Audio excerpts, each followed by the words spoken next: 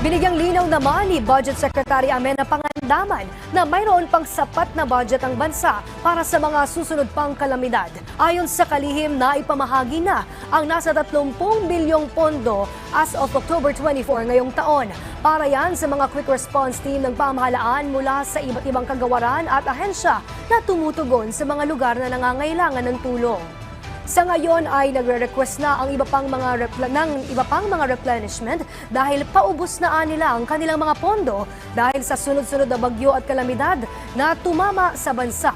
Meron rin ang contingency fund na 7 billion pesos ang kagawaran na magagamit bilang karagdagang pondo sa mga ahensya na mangangailangan.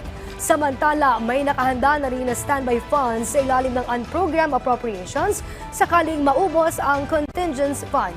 Dagdag pa niyan, maaaring itap ang mga kagawaran at ahensya ng DBM kung kakailanganin nila ng kaukulang pondo.